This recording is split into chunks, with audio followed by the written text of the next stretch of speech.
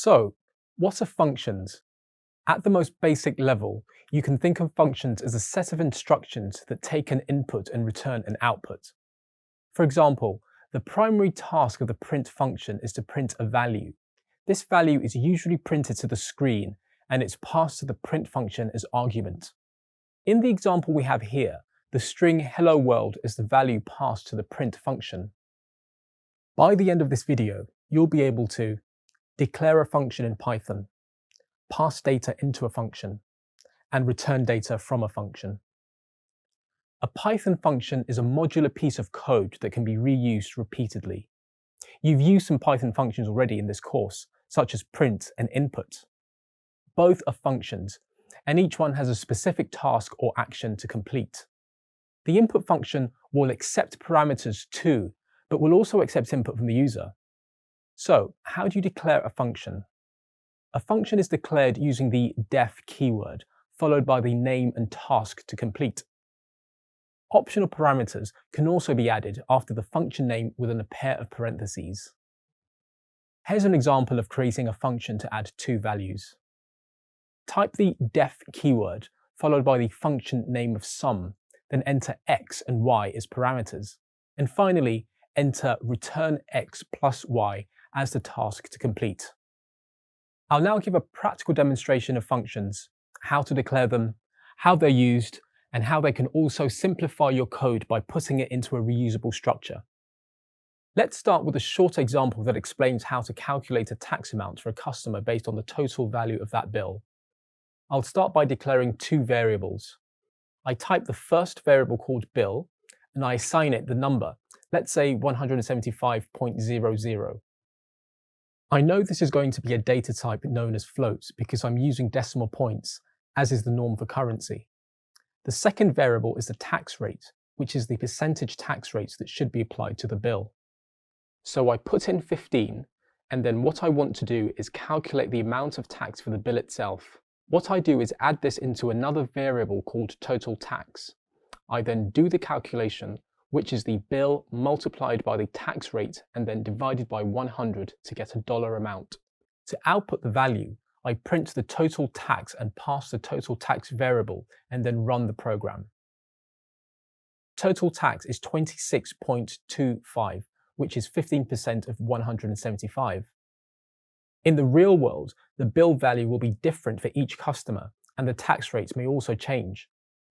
Updating each variable every time is inefficient. To overcome this problem, I'll create a reusable function. To start creating a function, I use the define command, or def for short. Then I'll give it a name that relates to the task it's carrying out. So in this case, it's going to be calculate tax. With functions, you can pass in arguments, and the purpose of that is to make it more dynamic. So consider the arguments that I need to take in. I'll take in a bill, which would be the total value of the bill itself, and then also a tax rate. And then, like I've done before, I will calculate the total tax by taking the bill, multiplying it by the tax rate, and then dividing it by 100. Okay then, I do a return, wrap bill in parenthesis, multiply it by tax rate, and divide by 100. Now I can remove the declaration I made earlier for the variables and the calculation. With a function, if you run the current code as is, it will come back with nothing because a function is only ever run when it's actually being called. I'll demonstrate this. If I do a print, I can calculate tax, and then I pass it as I've done earlier. 175 is the total bill, and then the tax rate will be 15. I'll also put in just a total tax and then click on run, and the total tax rate is 26.25. If I want to change the rate, I can reuse the same function, total tax. I'll call the function again, calculate tax. I'll give it a different value for a bill, say 164.33. This time I'll change the tax rate to 22%. Clear the screen, and then click on run, and my total tax for the second item is 36.1526. To clean the output up a bit and make it more visually appealing, I'll put in a round function which allows control of the number of decimal places that I want returned. In this case, I'll do 2 and then rerun the code. This is a lot neater, with 36.15. One of the nice things about a function is that you can update it once, and any part of the code that calls that function will get those changes as well.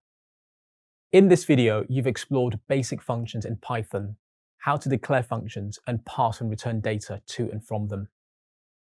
The concept of scoping in Python allows for greater control over elements in your code, which reduces the chances of accidental or unwanted changes. By the end of this video, you'll be able to understand the basics of scoping in Python and identify the 4 types of scope.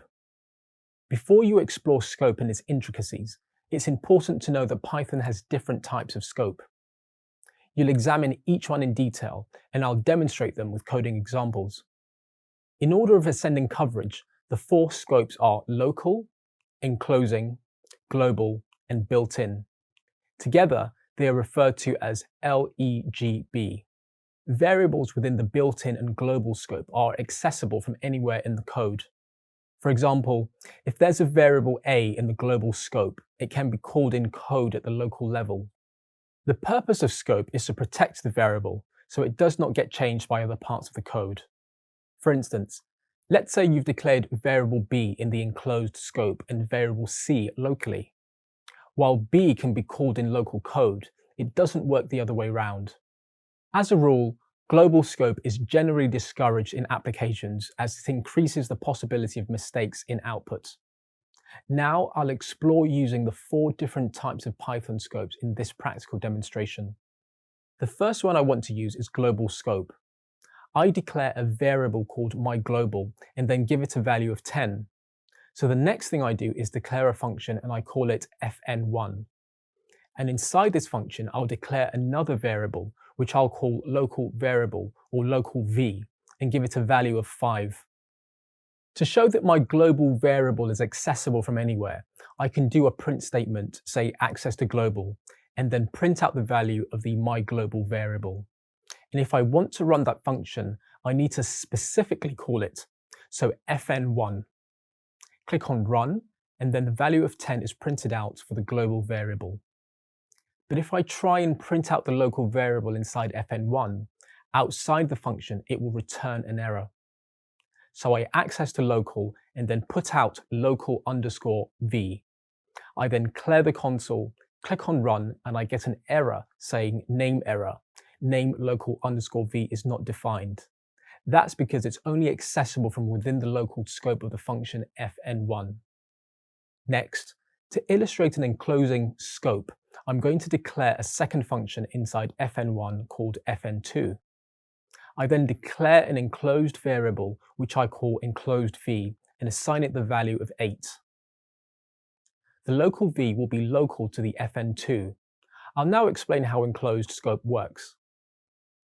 Within fn2, I've got access to the enclosed v, which I can demonstrate by doing another print statement and printing out the enclosed v variable.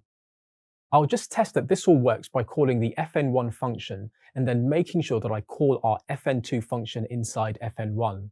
I must physically call a function to make it run. So I clear the console, click on run, and then print out access to global 10 and access to enclosure 8. The way scoping works is that the innermost function has access to almost everything from the outside. You can access the enclosed variable at this level and then also access the global variable at the outer level. The same rules still apply from the outside. So if I try and access the variable of enclosed v or try and access the variable of local v, I get the same error that the variable enclosed v is not defined. The nested items have access to both the global and the enclosed, but from the outside, it can't be accessed from a nested or an enclosed scope, both for local and enclosed. The last scope is built-in scope, which you've been using when writing code in Python. Built-in scope refers to what's called the reserve keywords, such as print and def. Built-in scope covers all the language of Python, which means you can access it from the outermost scopes or the innermost scopes in the function classes. That's a brief demonstration of scope in Python, including examples of global, local, enclosed, and built-in. By completing this video, you've gained a broad understanding of why scoping is important in Python programming, and you are now able to identify the 4 types of scope. Lists are a sequence of one or more different or similar data types. A list in Python is essentially a dynamic array that can hold any data type. Let's move to the console and I'll demonstrate some practical examples of Python lists. First, I'll go through a few examples of declaring lists. So I create my list by typing list1 equals and then the numbers 1, 2, 3, 4, 5 within brackets and separated by commas because you use commas to separate items in a list. List2 is a list of strings A, B, C. I can also have a list of different data types. For example, in my list3, I can have a string, an integer, a boolean, and a float. So the type doesn't necessarily matter. It's just going to be stored in the same way. One thing to keep in mind with lists is that they are based on an index. For example, let's suppose I wanted to access the number 3 from my list1 example. Since the index always starts with 0, I'd have to write list1 open square bracket 2 close square bracket. This gets the third item in the list, which is number 3. So if I do print that, I get the value of 3 being printed out. An important option with lists is that you can also have nested lists. So if I declare another list, for example, list 4, and I put in 1, and then I can have a nested list of 2, 3, and 4, and then get back to a 5 and 6. That's completely valid as well. So any data type can be stored within the list itself, just to keep that in mind. Let's see what else lists can do. I've got a few different options to add items to a list. One is to use the insert function. So just before I do that, I'll just do a print. To print out the entire list, there are a couple of different ways I can do it. I can use the star sign list1, click on run, and I get the entire list printed out. To print it the way it is displayed in my code, I can use the print statement type in list1 and just put in a separator, equals, and then comma, or just single space. I click on run and I get this type of print returned.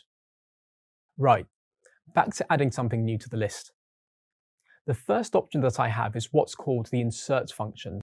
I can do list1.insert, and what it looks for is the index of where to insert to. Here I can use the len or len function to get the length of the list1. Then I put in what the next value should be. So in this case, I put in number 6. I do the same print statement directly underneath that. Then click on run, and I find that I get 6 added to the end list. I can also use another function called append. Instead of having to specify the index or where the item should be placed, I can just put in the append keyword. So I type append 6 and click on run, and it's added in without having to specify the index. There is another function I can use if I want to add one or more items to the list. It's called extend, and this will accept a list as well. I can put in extend 6, 7, 8, 9, and then click on run, and then my list is extended with 6, 7, 8, and 9. To remove something from a list, there are a few different options. The first way is to use pop, and then specify the index or location of which item I want to remove. To demonstrate pop, I'll say pop4 for index 4. I click on run, and the last item from the list is removed. Remember, within a list, the index always starts at 0. So index 4 means the 5th item being the value 5, and that's what has been removed. Another option is the delete or del keyword. I can say del list1 and then specify the index to delete. In this case, I put in the index of 2, click on run, and the index 2 is removed, which in this case is the number 3. 0, 1, 2 is the number 3. Lastly, I can iterate through a list. One of the main reasons I use lists is that I can iterate through the values and gain access to large amounts of data. So to iterate, I can use a simple for loop. So for x in list 1, and then I can do a simple printout. I'll just remove this one underneath. I'd like to print out the value of x, so I just put in print value and then x. When I click on run, it'll print all values of the list. That's a brief demonstration of what you can accomplish using lists in Python. You just covered how a list in Python works as a dynamic array. You explored lists and learned how to use inbuilt functions of a list to access the list items, modify them, add to the list, and remove items from the list. In this video, you will learn about tuples and how they can be used to store different types of data. They are used as data structures and help to create solid, well-performing code. To declare a tuple, I declare a simple variable. I'll name it my_tuple, and then I do the assignment operator of equals. Then, to declare the tuple itself, I use parentheses. A tuple can accept any mix of data types, and it can range from integers like 1, to strings, to a double, such as 4.5, to a boolean like true. To access any of the items within the tuple, I can use methods similar to those used with a list by referring to an index. So, in my_tuple, if I want to get access to the string, which I know is going to be on index 1, I just print out the value. So I write print my_tuple brackets 1. Remember, index always starts with 0. I click on run, and I find that it returns the value of strings. If I want to determine the type of the tuple, I can use the type function that Python provides. I click on run, and I get a class tuple. We could also declare a tuple without using the parentheses. It has the same effect and will still be classed as a tuple. However, it's best practice to use the parentheses. Tuples also provide different methods of count and index. I can do my_tuple.count and pass in the value of strings. I click on run and I get back the count of 1. What it does is it looks for the number of occurrences of that value within the tuple. Before I move on, I'll type clear into my terminal to clear the previous output so we could start fresh and see what's going to happen next. The other method is index, which should give me back the index of where the value lies in the tuple. I'll change the print statement to look up the index of the double 4.5. When I click on run, I get back 2. This means that the double 4.5 is at index 2 in the tuple. I can also do a loop on a tuple. That is, iterate through the values and print them out. I can write a loop for x in my_tuple and then print out the value of x. I click on run and I get back 1, strings, 4.5, and true. So all of the values of the tuple itself. The one key difference of a tuple over a list is that tuple values are what's called immutable, and this just means that they cannot be changed. So I'll prove this and demonstrate how this works. Let's say that I want to change the value of the very first item in the tuple being the value 1. I'll use 0 to access it based on the index, and let's say that I want to change it to be 5. If I run this, I'll get back an error, and it gives me the error saying, type error, tuple object does not support item assignment. That's because anything that is declared in a tuple is immutable. In this video, you learned about tuples, including how to declare them and work with their contents. In this video, you will learn about sets and how they can help with storing certain types of data in different types of formats. First, I declare a set. I can start by declaring a simple variable called set A equals, and then use curly braces to define the set itself. Then the values go inside the brackets. I put in 1, 2, 3, 4, and 5. I'll do a simple printout to prove that we have a set. I click on run to get the values 1 to 5 printed out.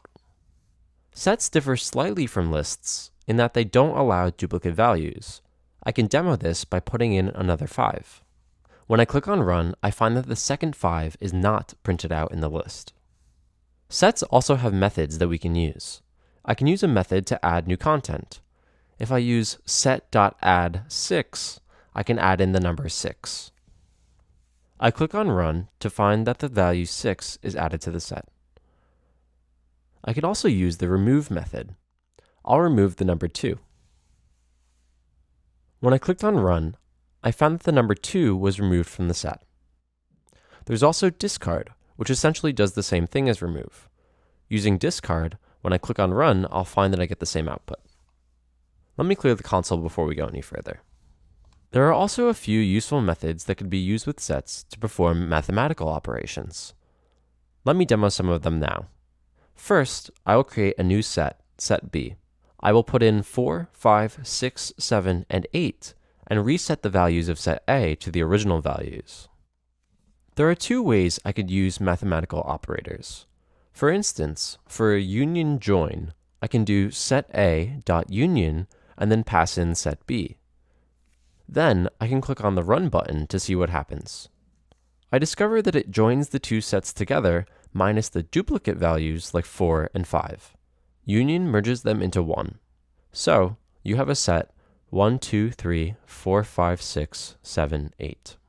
For the other options for union, I can use the vertical line symbol or the OR symbol, and that works in the same way. Let me clear the console before we go on. Another operation I can use is the intersection. I can apply this to set A by writing setA.intersection and passing set B as the argument. When I click Run, I get back all the items that match in both set A and set B. Here we have 4 and 5. The intersection can also be represented by the ampersand and will work in the same way.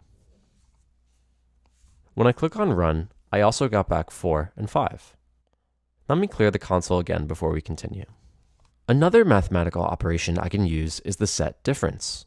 To use this, I'll print setA.difference set B, and this should give me back all the elements that are only in set A and not in set B. When I clicked Run, we got the correct output of 1, 2, and 3. I could also represent difference by using the minus symbol. When I click on Run, I'll also get back the same values. 1, 2, and 3. The last operation I'll discuss is what's called symmetrical difference. This is represented by the symmetric difference function, which is used in a similar way. When I click on Run, I get back 1, 2, 3, 6, 7, and 8. In other words, all of the elements that are present in set A or set B, but not in both sets. Symmetrical difference can also be represented by the caret operator. When I click on Run, I get back the same values. An additional important thing about sets is that a set is a collection with no duplicates, but it's also a collection of unordered items. Unlike a list where I can print out content based on index, if I try to print out set A brackets 0 to get the 0th element in the set, I'll get an error. Let me clear my console before we attempt to print this output. When I click on Run, I get back a type error saying that the set object is not subscriptable. This means that the set is not a sequence. It doesn't contain an ordered index of all elements inside. Okay, that concludes our gentle introduction to sets. Great job. So, what is a dictionary in Python? In many ways, it's very similar to how an actual dictionary works. In a normal dictionary, to locate a word, you look it up by the first letter and then use the alphabetical ordering system to find its location. Likewise, Python dictionaries are optimized to retrieve values. You may remember how useful Python lists are to access an array of values. Dictionaries access values based on keys and not an index position. Therefore, they are faster and more flexible in operation. By the end of this video, you'll be able to explain the purpose and function of dictionaries in Python and identify the performance benefits of dictionaries. With a Python dictionary, a key is assigned to a specific value. This is called the key-value pair. The benefit of this method is that it's much faster than using traditional lists. To find an item in a list, you need to keep reviewing the list until you locate the item. But in a Python dictionary, you can go straight to the item you need by using its key. A dictionary is also mutable in that the values can be changed or updated. For example, you could declare the number 1 as the key and coffee is the item, and then change these to any other number or drink item. But how does this work? How do you access or locate the item you need within a Python dictionary? With the use of the keys. To demonstrate this, I'll access the coffee item within a Python dictionary. First, I declare my dictionary name as sample dictionary, then an equals with a series of key value pairings or keys and items in a pair of curly braces. I also make sure to separate each pairing with a comma. I then type the print function, followed by the name of my dictionary. I need to access coffee item, which has been given a key of 1. So I insert the number 1 in square brackets. I run the print function and it returns coffee as a result, just as I intended. I can also update a dictionary by replacing one item with another. I just need to use the key to reference it while using the assignment operator of equals to assign the value. For example, I can change item 2 in my dictionary from T to mint T. I just write a new line of code that starts with the name of the dictionary followed by the key I want to change in square brackets. Then I add an equals operator followed by the name of the new item. What the coding says is to take item 2 in the sample dictionary and change it to mint T. When I run this function, it changes the item. I can also delete an item from the dictionary. To do this, I write a line of code with the delete function followed by the name of my dictionary. Then I add the key for the item I want to delete in square brackets. In this instance, I want to delete item 3, juice. When I run this delete function, it will remove the juice value from my dictionary. Finally, I can also use 3 different methods to iterate over a dictionary. I can use the standard iteration method, the items function, or the values function. Let's explore these iteration methods and the other dictionary operations functions in more detail. To create my dictionary, I'll start by declaring a simple variable called my_d, and then use the assignment operator and then curly brackets. It can be the same as a set, but by default, that's classed as an empty dictionary. I can print that out by using a print statement, using the type function, and then passing in the my_d variable, clicking on run. The class has actually come back as a type dictionary. So next, I'll add some values into the dictionary, and I need to do it in 2 parts. A dictionary holds what's called a key and a value.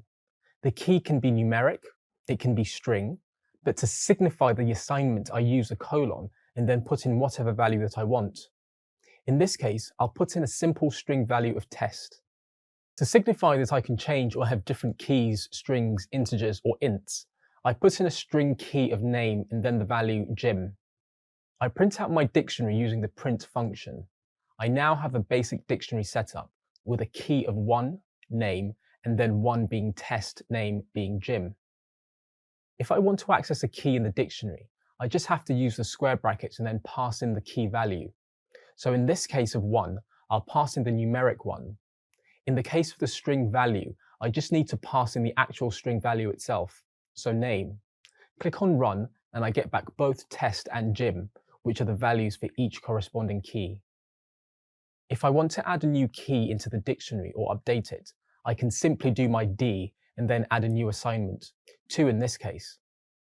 Test2, click on run. The key is then added with the current dictionary.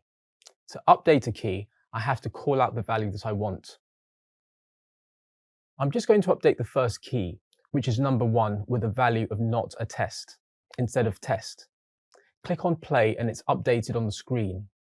The other thing to note about the dictionary is that if I try and put in a duplicate key, it doesn't allow this. So if I put in a number 1 and then not a test, click on run, and the key will actually be overridden with the latest one.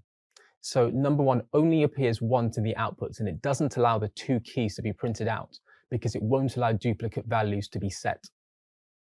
If I want to delete a key from the dictionary, I use the del operator.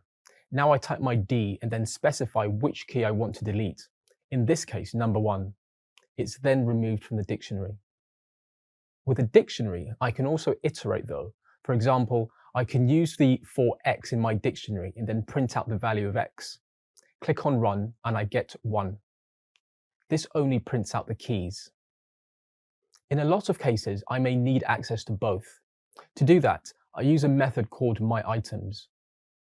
With that, I can then gain access to the assignment of both the key and the value. So I do a printout here, key plus value. I'll use some concatenation to print out both the key and the value. Click on run. I have to be mindful because I'm using an integer with a string. So I wrap that with the type str, click on run again, and I get the value of the key and the value for each of the items in the dictionary itself. You should now understand the purpose and function of dictionaries in Python and their benefit in terms of performance. In this video, you'll explore args and also kwargs, or keyword args. Using these has the advantage that you could pass in any amount of non-keyword variables and keyword arguments. To start with the short example, I'll define a sum of function that accepts 2 parameters, a and b, and then return back the addition a plus b. If I do a print statement, call the function sum of with the two values 4 and 5, I should get back the value of 9, which I do. That all works fine, but let's say I want to add in another value, 6 for example. If I click on run again, I get back an error, and it tells me that the sum of function takes 2 positional arguments, but 3 were given. If I want a way around this, this is where args are useful. To define args, I use the star symbol, and I call it args for naming purposes. Instead of passing in just 2 arguments, args will allow n arguments to come through, any number of arguments. When dealing with more than one argument, there may be many to iterate through. To calculate the total sum, I'll have a variable called sum, assign it to 0, then I'll create a simple for loop, and then I'll loop through the argument parameters that's been passed in. Then I'm going to add all the values that come in as part of args, which is assigned to the x variable using the plus equals, and then finally return the value of sum. So again, if I run the statement, I get back the value of 15. As I mentioned, you could pass in any number of arguments and the total sum should be returned for each. In this case, it's 30 with the number of arguments that have been passed through. That's a simple intro to args, so now I'll demonstrate quargs. Let's clear the terminal and switch to my quargs file. I'll copy the code from the args file to start. Let's say, for example, you wanted to calculate a total bill for a restaurant. A user got a cup of coffee that was $2.99. Then they also got a cake that was $4.55 and also a juice for $2.99. The first thing I could do is change the for loop. Let's change the argument to quargs by adding another star and then update the variable in the for loop. Next, I get the key and the value, and then I extend the quargs with the items function. And then I can simply change the sum to add all the items that are passed through on the value because adding the key makes no sense. It's just a string and it won't give you the actual value you intend to get. When I run this, I get back a value of 10.53 with a bunch of extra zeros.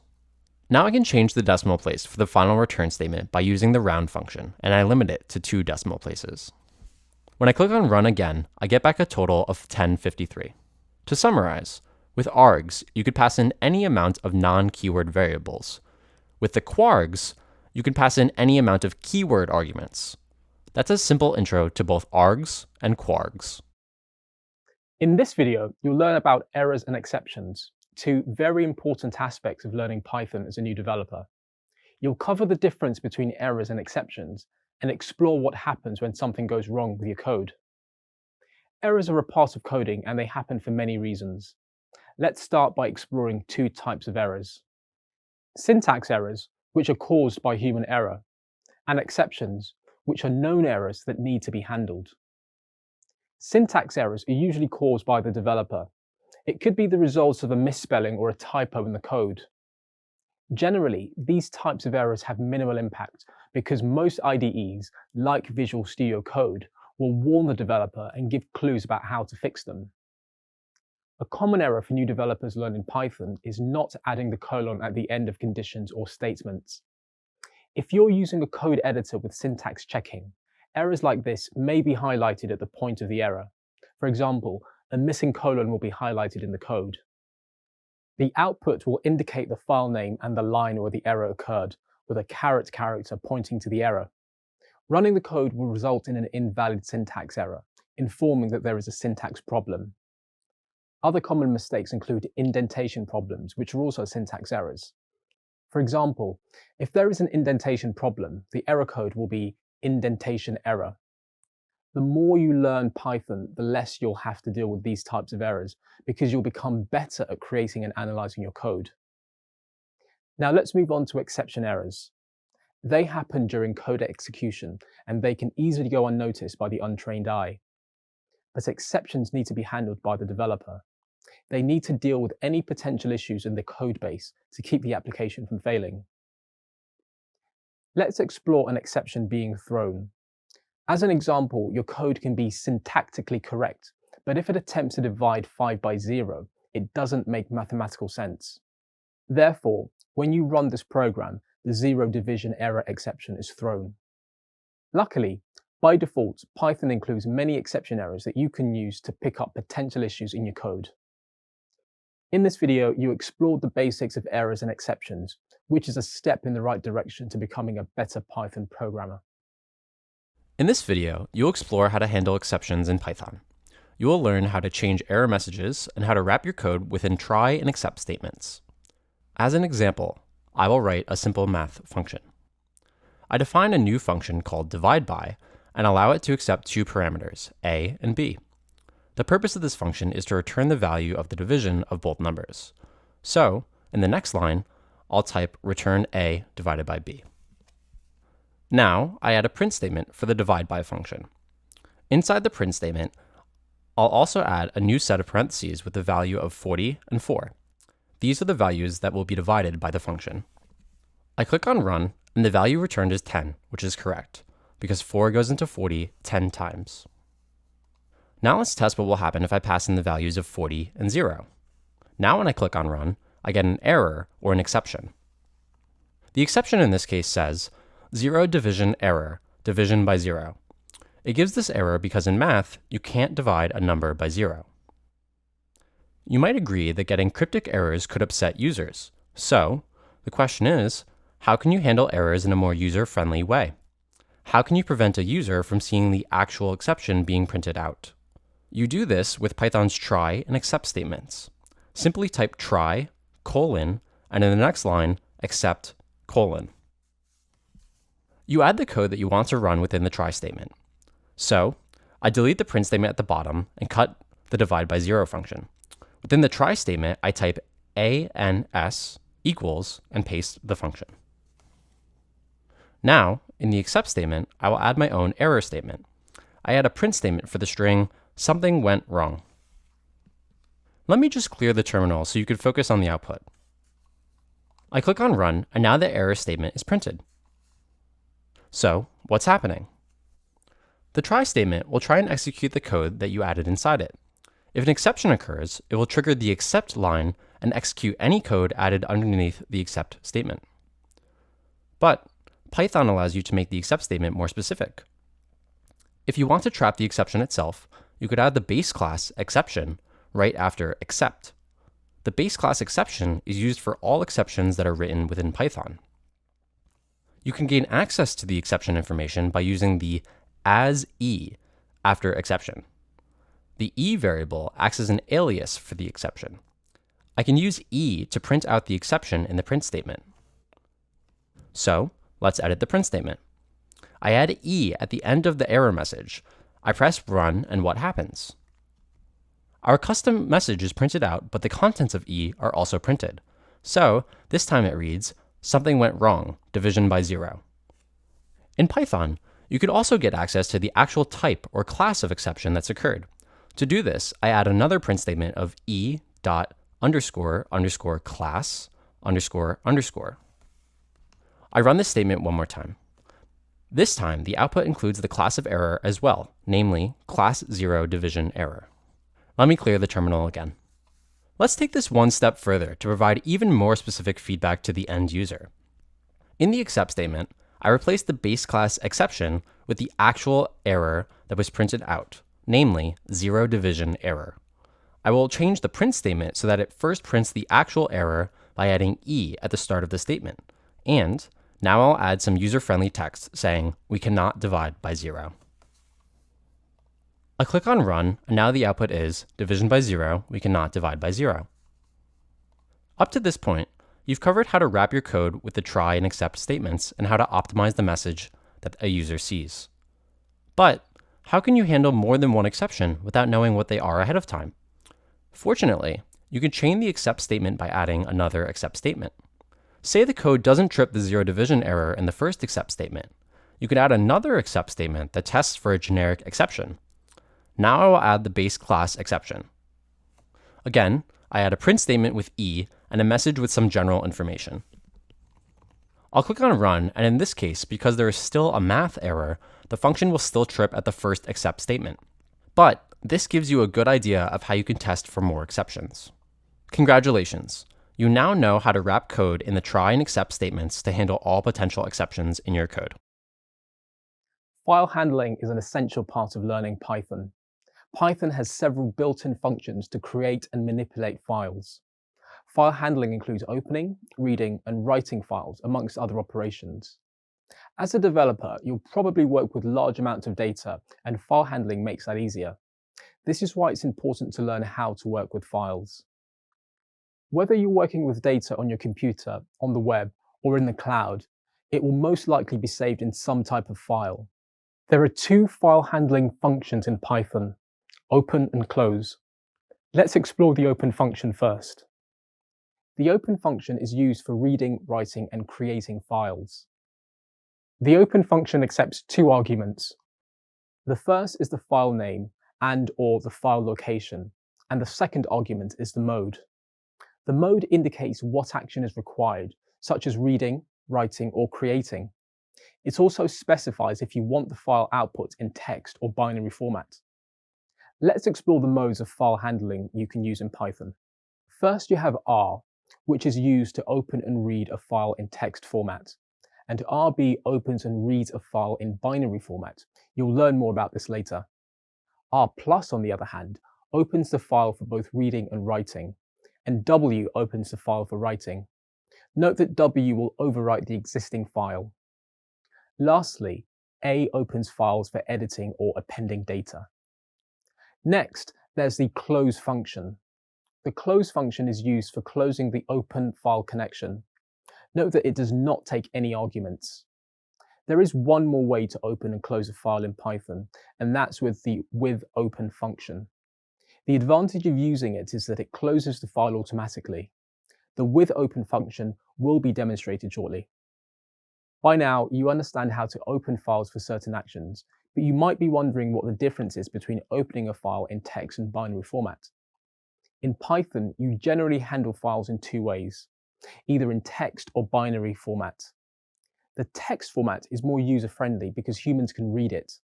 You'll not be able to read files in binary format, but they are much more compact and therefore result in better performance.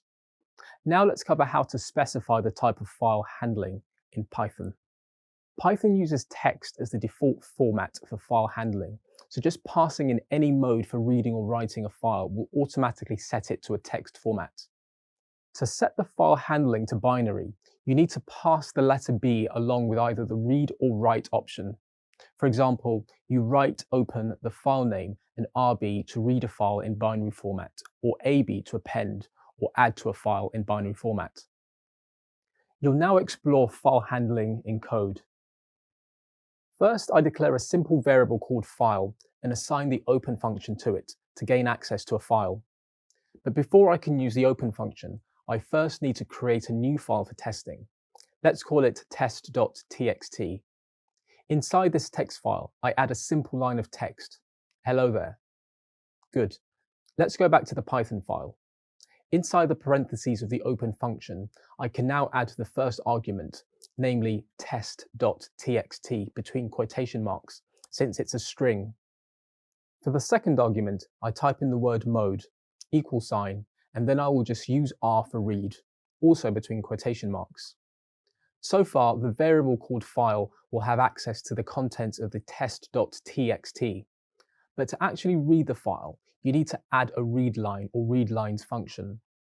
Readline will just return the first line of the file, while readlines will output an array with multiple lines. Since we only have a single line of text in this file, I'll just use the readline function. I type file.readline and parentheses. I assign the line of code to a new variable named data. Then I add a print statement to print the contents of data. Lastly, I add a close function that will close access to the last text.txt file. I simply close with a set of parentheses. I click on Run, and the content of the file is printed out, namely, hello there. Next, I'll demonstrate another way to gain access to a file in Python. I'll change the open function to the withOpen function. I'll just clear the screen.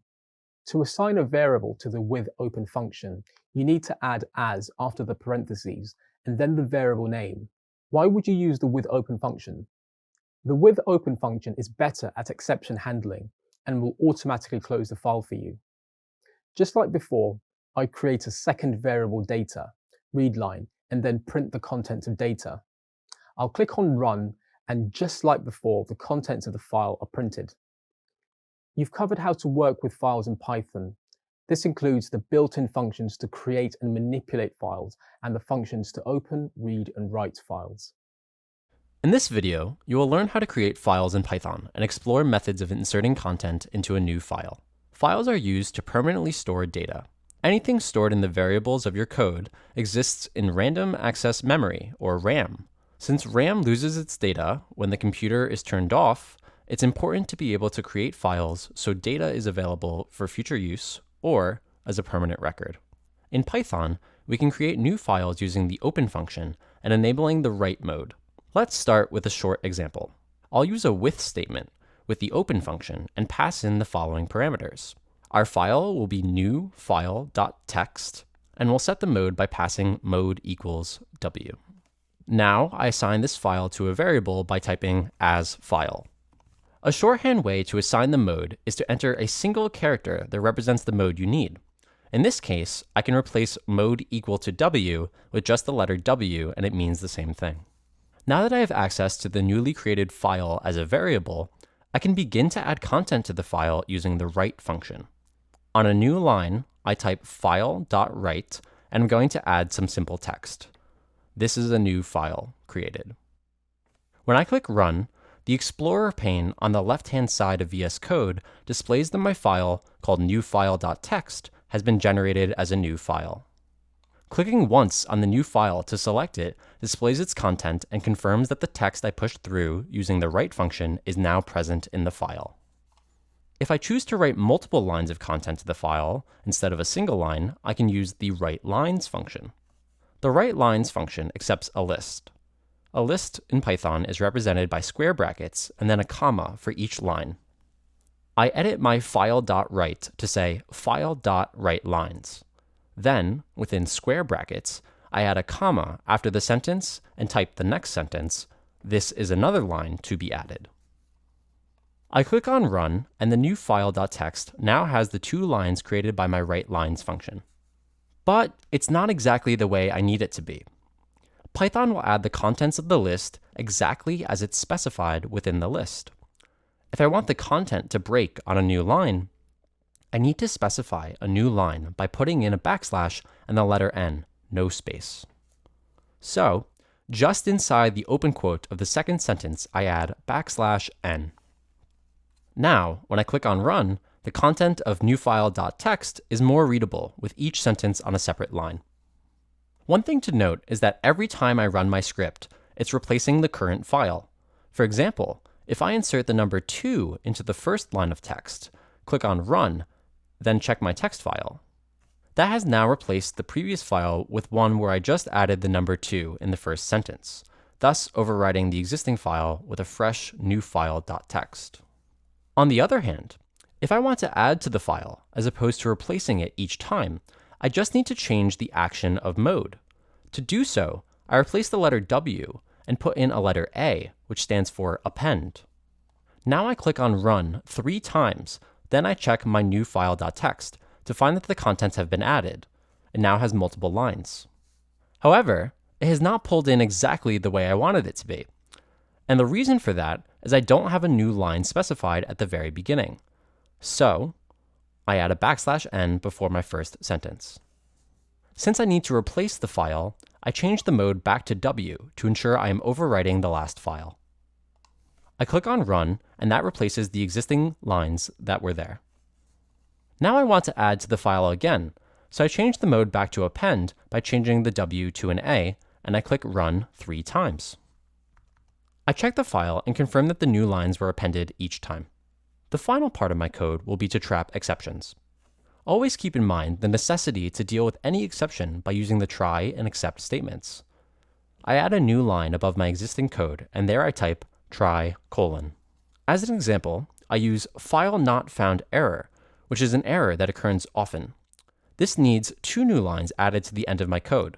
So I type except file not found error as E and press enter for a new line. Then to print out the error, I type print error, E. Now, to force the error to happen, Let's say I ask for a directory that I know doesn't exist in my current directory. So, the faulty directory is called sample. I edit my code to read sample/newfile.txt. Now, I'll clear my terminal and run my screen again. I get the error generated by my print command, no such file or directory. So, take care when you are creating files that the directory where you want to place the file actually does exist. In cases like that, you must ensure the directory already exists, or create a directory from within Python and then create the file inside it. In this video, you learned about creating files within Python using the append and write modes and inserting single or multi-line content into the file. You already know how to handle files in Python, but do you know how to read the content of a file? Being able to read files is essential when working with stored data in Python, and Python offers several built-in functions to make this easier. The three methods we'll explore in this video are read, readline, and readlines. Let's start with read. The read method returns the entire contents of the file as a string that will contain all the characters.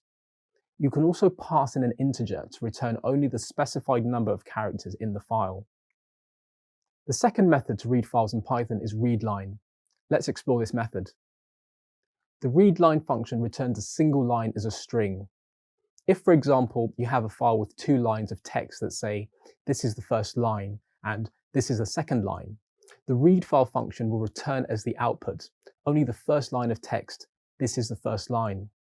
The readline function can also include an integer argument for returning a specified number of characters on a single line. Let's say you use the same testing file, but pass an integer of 10. Your output will be the first 10 characters of the first line. In this case, the words this is and the letters th for a total of 10 characters. The third method to read files in Python is readlines. Let me demonstrate this method. The readlines method reads the entire contents of the file and then returns it in an ordered list. This allows you to iterate over the list or pick out specific lines based on a condition. If, for example, you have a file with 4 lines of text and pass a length condition, the read files function will return the output, all the lines in your file in the correct order. Files are stored in directories and they have paths. Reading files from the same directory is straightforward. You only need the name of the file. When working with different locations, however, it's important that you know the difference between absolute and relative paths. Let's start with absolute paths. Absolute paths contain a leading / or drive label. An absolute file path includes all the information you need to locate a file, whether you are in that file's directory or not. Relative paths normally don't contain any reference to the root directory and are normally relative to the calling file. A relative file path only includes the information you need to locate a file in your current working directory. I'm now going to demonstrate how you can read files in Python. I start with a simple sample txt file. It just has some text with a couple of lines that I'll use to demo some of the options there are for reading in files. I start by using with open and I pass in my file name, which is sample.txt. I just want to read in the contents, so I set the mode to be R and I assign it to a file variable. The first option to read a file is to print the entire contents of the file. To do this, I use the function printFile.read and I click on the Run button. Notice that the entire contents of the file is printed out as is. The second option allows me to print out only a certain section of the file. For example, let's say I only want to print out the quick brown fox jumps over the lazy dog. That's 44 characters. I can pass in a parameter to the read function, which tells the function to read in the first 44 characters. To do this, I enter the number 44, and you notice that it prints out only the first line when I click Run. The way this works is that it starts at the very beginning based on the index of 0, and 44 is the last character that needs to be printed out. In this way, I can control what sections are printed out. The third option I have is to read in a line. So the function I want is .readLine, and it will only take in the very first line from the file. I click on Run and it prints out only the first line of text within that file. The fourth option is to use the .readLines function that will return a list of lines. I click on Run, and you notice that the text in the file is now wrapped in square brackets. Lastly, because it's a list, I can assign it to a variable. For example, I can say data equals file.readLines, and then I can write a for loop for x in data. I print the value of x, and then when I click on Run, you'll notice that the list items are printed out line by line. Something to note is that when you use the with open and you get as file, it returns a list by default. I can just change the for loop so that it points to the file variable. When I click Run, the same option is returned. These are just some of the methods you can use in Python for reading in files. You should now be able to describe how to read files in Python and demonstrate how to output different formats using the read, readline, and readlines functions.